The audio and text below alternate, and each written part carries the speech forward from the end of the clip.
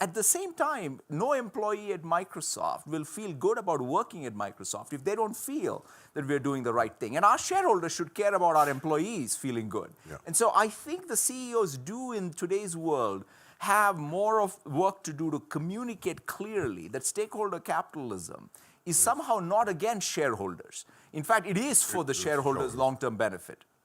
Particularly today with Satya Nadella, the CEO of Microsoft, it's a particular pleasure, maybe a particular challenge also, because you are one of the most admired business leaders in the world. You have done something which so much fits into the philosophy which we are promoting this during this annual meeting, to be environmentally, to be carbon neutral, and you do even more in your announcement. You do not only commit to be carbon neutral in a relatively short time, but you say we want to recuperate from the air all the bad stuff which Microsoft has sent into the air since its creation, I think 40 years ago. Now let me ask you the first question. You are today the most valuable company in the world, and you always have been a promoter of this notion to create long-term shared value, and we discuss here the adoption of a comprehensive, unified ESG measurement system, but you have been a pioneer. You have submitted your company to all kinds of criteria. Now, what is your recipe? I put it in a very short question. What is your recipe to do good and to do well at the same time? First of all, it's great to be back and to do this chat with you, Klaus. And it's fantastic to, in particular, this year's forum, I think, has even a particularly different tenor even. And it's thanks to sort of a lot of what you have set in motion. So when I look at what's the social purpose of a firm or a corporation, if last year, perhaps there were more books written on capitalism and how capitalism needs to be redefined than ever before. And one such book, written by an Oxford economist called Colin Mayer, there's a very good definition of the social purpose of a firm, where he says a corporation finds profitable solutions to the challenges of people and planet. Right? The key word is profitable, because we do know that capitalism does have the ability to allocate resources in the most efficient way. But the other key word is the challenges of people and the planet. It's not about creating more challenges for people and the planet, but to have real solutions to the problems. I like that. In fact, as a platform company at Microsoft, it's not about even doing ESG for ESG's sake. The core business model of the company is this business model. If we succeed, will there be economic growth that's broad spread? Will the economic growth be inclusive? Will we build more trust in technology? And of course now, can we even ensure that through our engagement in the world, there is a more sustainable planet? So I think it comes down to having that core business design incorporate. When you do well, the world around you does well. And if you get that right, then a lot of things fall in place. But if you're trying to just use these as Band-Aids, and your core business model, your core operation is not aligned with the world, then you have a real challenge. Satya, could you formulate it in the following ways that you say, not to find any more solutions for your clients, but to find solutions for society? That should be the purpose of a company. And of course, by finding solutions for society, you find your clients and yourself. That's correct. Clients. That's correct. And people, we all exist. I think that's kind of perhaps the most obvious thing sometimes we forget. Yeah. People and institutions are all part of our society. And they all are on our planet. And so if you don't sort of think about the broader context, the very system that we have come to depend on is not stable. Satya, when I was preparing, following our, let's say, attempts since many years and the US Business Roundtable Declaration, and I defend this notion of stakeholdership, inclusive capitalism, the criticism I always get relates to the CEO remuneration. Can you say, I know it's a very sensitive question, but can you say some word about it, how you feel? I think it's definitely a good topic to discuss. I mean, at the end of the day, if I look at the inequities in the world, remuneration of anybody, whether it's a CEO or whether it's return on capital, all of those are, I think, worthwhile things to be debated. Now, the question ultimately goes back to is, what is the market saying and what is the society saying? There's a fantastic book I recently read where it's called The Narrow Corridor. It's written by, I think, two economists, where they sort of say it's the real constant tension between what does a society want, and then in that case, he talks about what does the government want, and these are the two centers of power. And you have to find that narrow corridor. And similarly, I believe, between markets, democracies, and liberal values, we have to find the corridor that works, where there isn't anything that's out of kilter, whether it's the CEO pay or let's talk about it. Like somebody described it to me, hey, CEOs is still labor. By the way, there's a bigger return. It's called the capital. So if you want to litigate where the returns are, let's litigate all of it. When I wrote the DAVOS Manifesto 2020, of course I was confronted with this issue.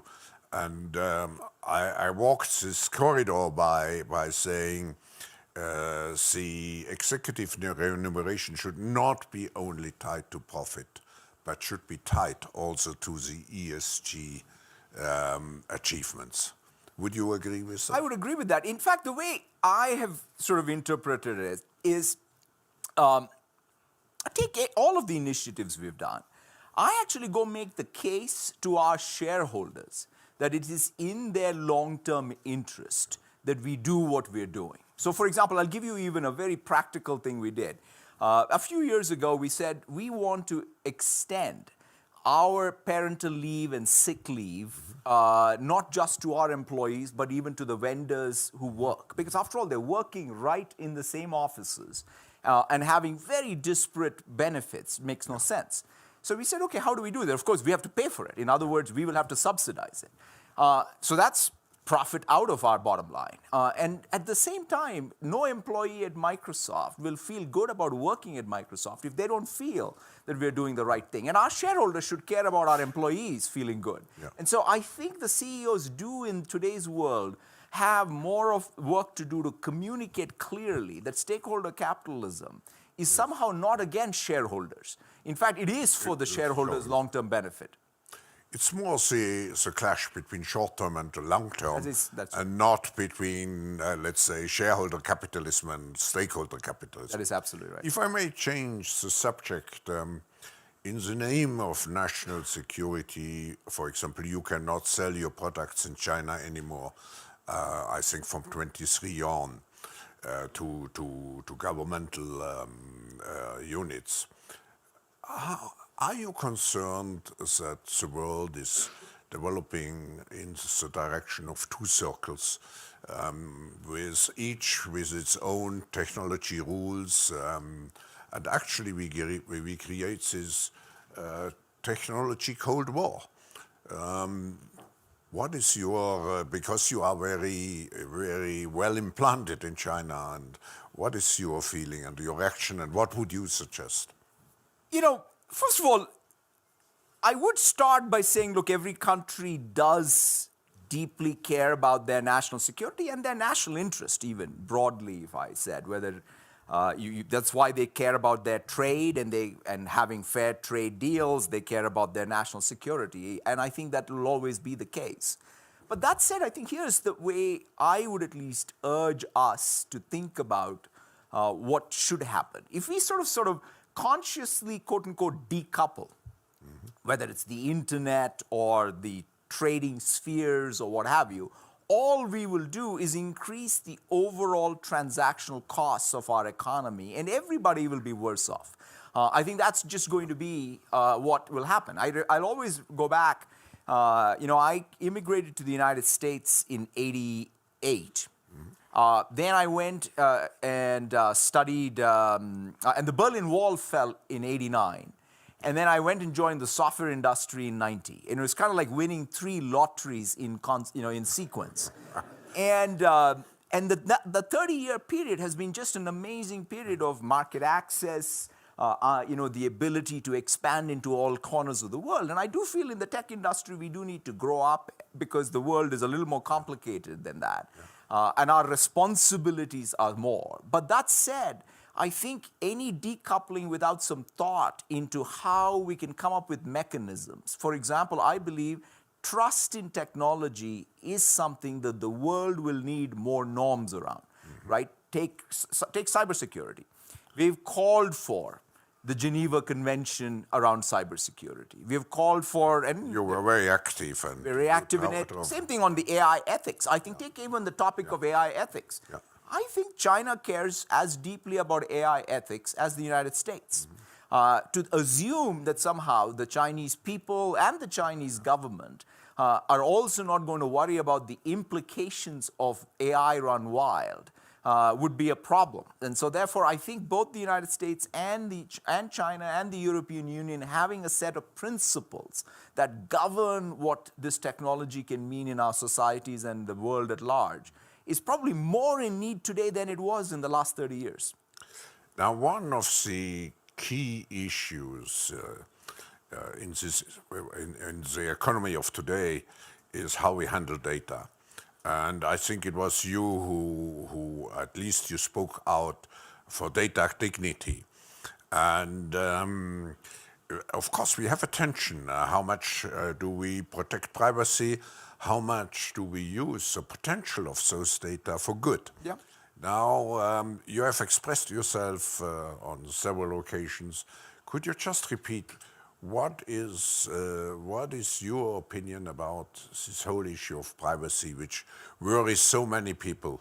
And how can we guarantee privacy and, on the other hand, still use the data, for example, for medical purposes and so on? Sure. I mean, there are a couple of things. One is, I would say, data and privacy around data at an individual level needs to be thought of as a human right. I mean, in some sense, Europe has taken a lead with GDPR and has even effectively regulated that. And in our case, we took that regulation and we are, in fact, hoping to see more of a federal standard in the United States and in the world over. In fact, we have taken some of the subject rights of GDPR and made it available worldwide. So yes, I think we believe that data and privacy around data is a human right and it has to be protected. You have to be transparent.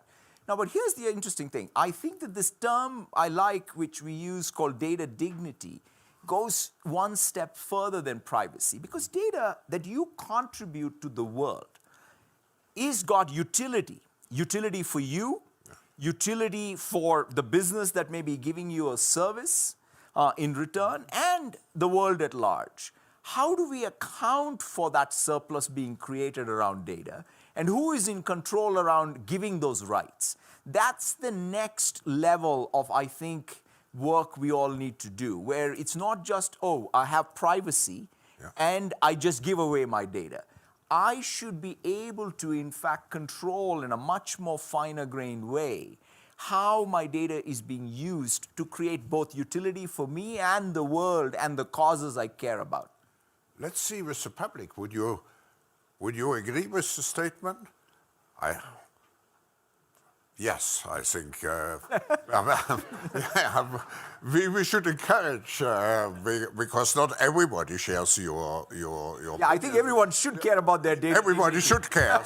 That's the reason. If not, then that's a different world. That's the reason why I wanted to get you encouraged by the reaction of the public. But could you go one step further and you could see something? I just invent the expression. I don't know whether it has been used. A data wallet for everybody. So a data what? Wallet. Wallet, So he can decide whether he actually sells the data related to him. Absolutely. I mean, I think that these are the kind of mechanisms we should be experimenting with, which today, if you think about the exchange, what is ad-funded business model? And by the way, ad funding is not a bad business model because in some sense you're getting a free service. Yeah. But that's the only data-driven business model purely where there is value exchange. And you could even say that the value exchange is not fair because the middleman in this case, the ad broker, makes all the profit. What if this thing was split a lot more evenly? The consumer benefited a lot more than just the free service. The advertiser, whose prices, by the way, keep going up because it's second price auction, in fact, goes down. So I believe some of the best economics work should happen around data dignity, and new business models in the 2020s will hopefully allow us to get there. You spoke, you mentioned already artificial intelligence. You have written a book, Hit, Refresh. I personally, I mean, I even have written this book about the fourth industrial revolution and coins in ocean, but I still have difficulties to understand the whole ethical concept around artificial intelligence. What needs actually, where are the borderlines? What do we want to capture when we talk about ethical rules? A couple of things. So first of all, why do we think AI does mark a real departure from, let's say, the previous generation of software and software development? I think it's an important topic because for the first time, we have the ability for software to be written, so to speak, by data, as opposed to software generating data. So if you sort of think of AI at a foundational level, that's the paradigm shift. So it's a machine learning. That's correct. Yeah. So in some sense, you essentially have data generating your software, or the learning generating, being generated by data. But at the same time, I think we should not be too, what should I say, fast in abdicating our responsibility in what is happening here. For example, we have set aside, we have defined a set of principles around fairness, around robustness, around privacy, security, transparency, intelligibility of the models that are created, and accountability. Yeah. But it's not just, these are not just words. Although there's a lot of principles now that are being discussed everywhere. You need to turn it into software engineering practice. So for example, if there is a language model that gets created, you need to put in the hands of people who are developing the language model tools to debias the language model, because after all, the model did learn from the corpus of data. So I think we as tools makers, software developer, platform creators, we are very focused on building the best tool chain so that anybody involved in the process of creating AI can, in fact, by design, have the ethical principle enforced. I would say that. One of the other things we have learned is, what's the best way to ensure that there's no bias in AI? Have a diverse team. So the best way for us to, in fact, change the ethical frontier of AI is to have the diversity of the team creating the AI represent the ethics we want, so to speak. And so therefore, I think there are several mechanisms that we can create that are governors in how AI gets created for good, not for the unintended consequence. I just want to make one other point, because regulation does have a real place here. And especially regulation at the time of use. There are two types of regulations you can have. You can have regulation at the time of design and the regulation at time of use. And so I think we should be thinking a lot harder around regulation at the time of use, because facial recognition or object recognition by itself is not good or bad. It is just a technology. It's the use case that is good or bad. And so we have to be able to sort of even think about regulation so that more at the runtime, not at the design time. But that's sometimes more difficult because the consumer or the end user, you have a more split approach. You always have the strong opposition, which we have seen in other cases. Let me ask you, come to something else. I was very struck. You wrote an open letter recently, and I think, to your employees, empowering, that was a sentence which struck, which caught my attention, empowering everybody to achieve more in the common decade. Yeah. What does it mean? Because you could say to achieve more, this means to put more pressure on the people. What did you want to say? Yeah, so we talk about our mission as empowering every person and every organization on the planet to achieve more. And I felt that at the start of a new decade, we needed to put more texture, more definition, more meaning to what achieve more looks like for us as a company, and obviously and what does it mean for the society and the planet. I would say there are a couple of different levels to it. The first thing, by the way, I care deeply about as a platform company, and in the fourth industrial revolution, where we now have the most malleable of resources, which is digital technology, to help fuel economic growth. Because for all the talk, right, the economic growth around the world is not actually that good. Because we have a problem that we don't have the economic growth we enjoyed perhaps in at least in the beginning parts of the third industrial revolution. So we need to get back to real, I'll call it broad sectoral economic growth, right? So it needs to happen, and it has to happen in a very inclusive way. That means it can't just be in the west coast of the United States and the east coast of China. It can't be just in the tech sector. Tech sector is 5% of GDP. It may even become 10%. What happens to the other 90% of the GDP is what matters in terms of real economic growth. It needs to happen urban and rural. So I think there are many, many of these divergences which we now need to converge back, I would say, and that needs to be front and center priority.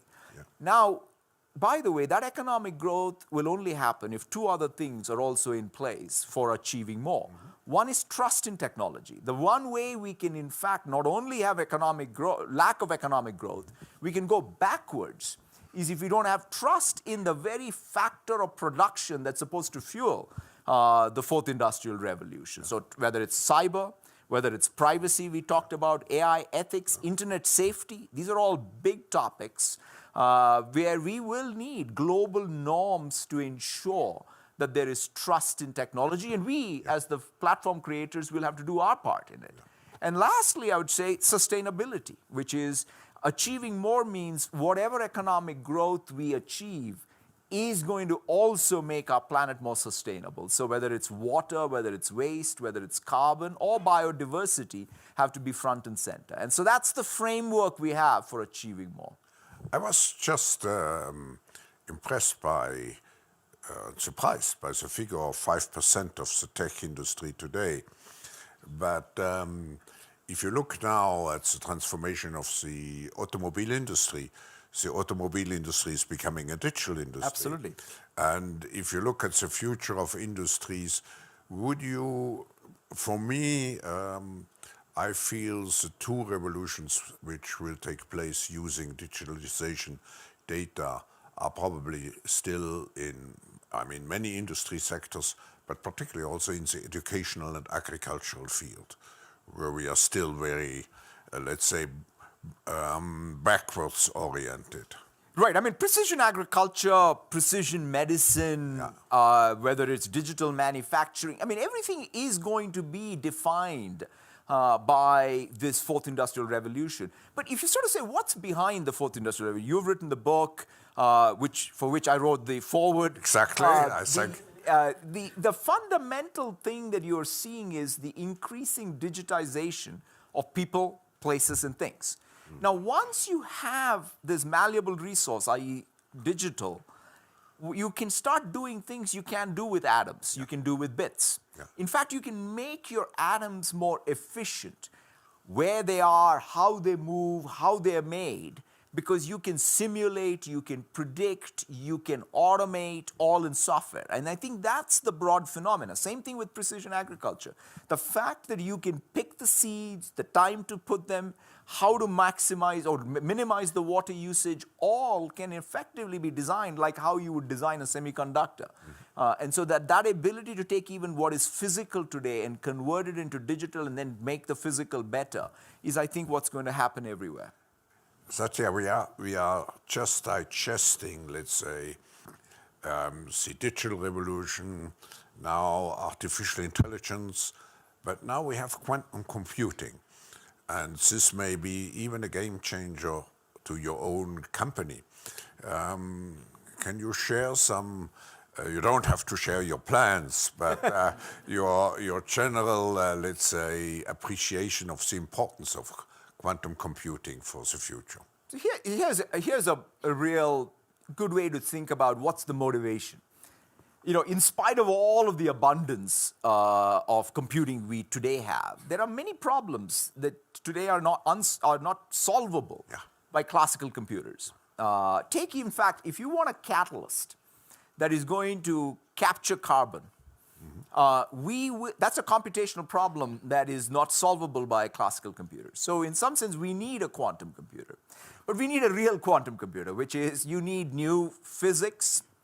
In terms of you need to discover new physical properties that exhibit quantum behavior that are stable. Then to be able to have a complete new software stack, right? Everything that anyone has learned in computer science to date is null and void. You have to relearn it. Yeah. And that's kind of approach we are taking, which is we are building out, like always, a software stack. We even have a new language called Q#. You can go learn it today. You can program in it. And we're, in fact, simulating quantum algorithms on classical computers. In fact, Cleveland Clinic has done something very clever.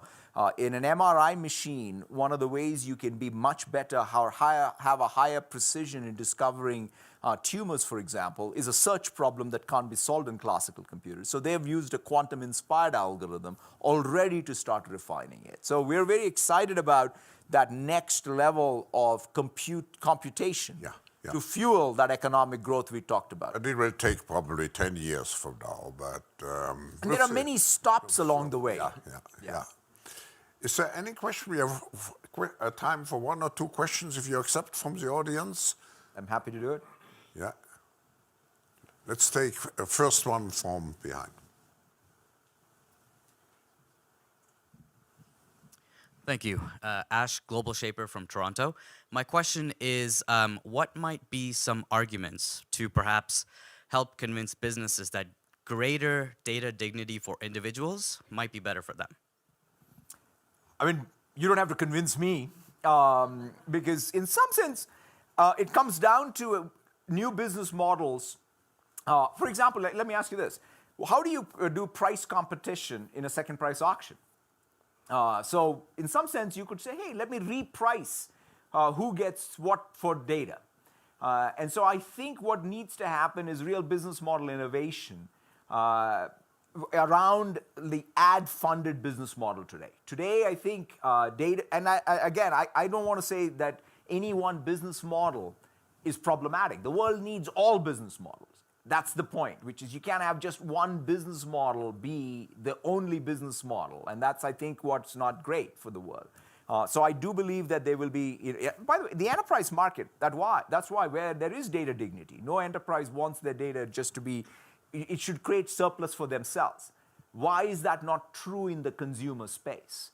Today, the value exchange is a weak value exchange because you're giving away valuable data for what is considered a free service. But is the free service you're getting really all of the value you should be getting for your data? And that is what I think is the question that needs to be asked. Yeah. Let me take, on this side, any question or any comment? Not the case. Let me take the last one. Good morning, everyone. Great to be here. I have a question on culture. As a former Microsoft employee myself, I left Microsoft in 2005 to focus on building Youth for Technology Foundation, which is an international education technology nonprofit. And I'm part of WEF as a result of Hilda Schwab and the Schwab community. But thank you for your efforts to really change things at Microsoft. And when you talk about empowering everyone to achieve more, my question is specifically, how are you doing that to do good and do well, especially with employee culture, to prevent what many like myself suffered from in the early 2000s at Microsoft, which is burnout? It's a great, I'm glad, You should come back now.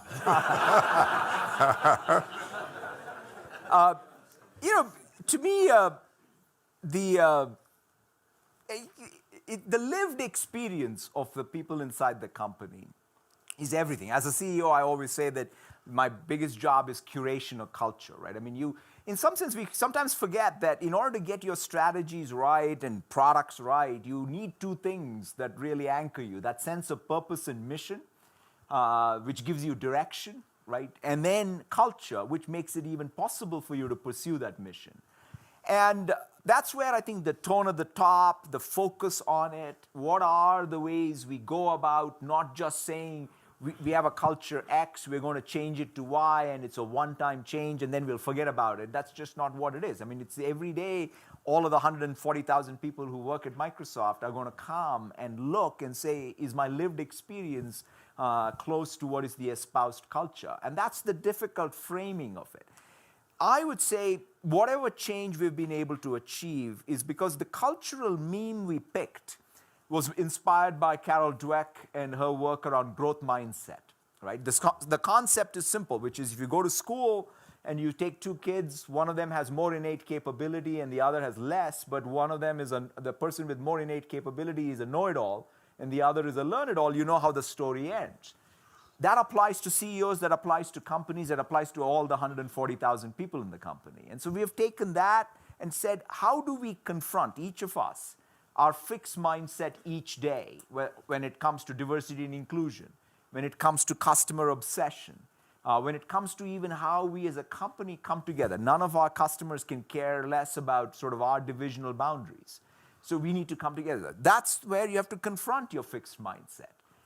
In fact, even today, sometimes people at Microsoft will come to me and say, Satya, we found the 15 people at Microsoft who don't have a growth mindset. That's not the point.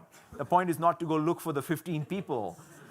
It's to be able to, for me, to be vulnerable enough to say, I'm not perfect, I'll never be perfect, but I can learn. That's a good posture to have a living culture that is constantly keeping up with our own aspirations. Because I think we as human beings are never going to be satisfied with sort of what is the culture around us, because our standards are going to keep going up. And so that's what we aspire to do. We definitely are on a journey, and it's a continuous journey, and I think it's time for you to come back. No, unfortunately, we come to the end of this fascinating discussion. But I think what I take with me, we are living in such a disruptive time. We don't have the answer to all the things. And I mean, managing a company like Microsoft is such a complex challenge. But what I admire and what we have seen also in this session, you have to remain human, and you have, even if you are at the top, in the top position and you use the word, you have to confess that you are vulnerable. And as long as you know you are vulnerable, you work also to make sure that you remain human. Before I end and thank you, I just want to appreciate Microsoft's strong partnership with the forum. We spoke about the need to develop ethical frameworks around the new technologies, what we are doing now in our network of for the fourth industrial revolution, where Microsoft is very much engaged, and also to thank you, among many things, for the particular engagement for Uplink, which is a joint project with the UN, where we want to create a digital platform behind each of the SDGs, Sustainable Development Goals, to allow everybody to have people engagement, to make sure that people thrive, not just some businesses and NGOs, but everybody should engage behind the SDGs. And here, thank you very much, because it's possible thanks to the collaboration we have. So, but coming back to the real purpose of this session, it was to show, to give an answer to some difficult questions, and I think we got Very satisfying answers. Thank you. Thank you so much, Klaus. Thank you. Thank you. Thank you.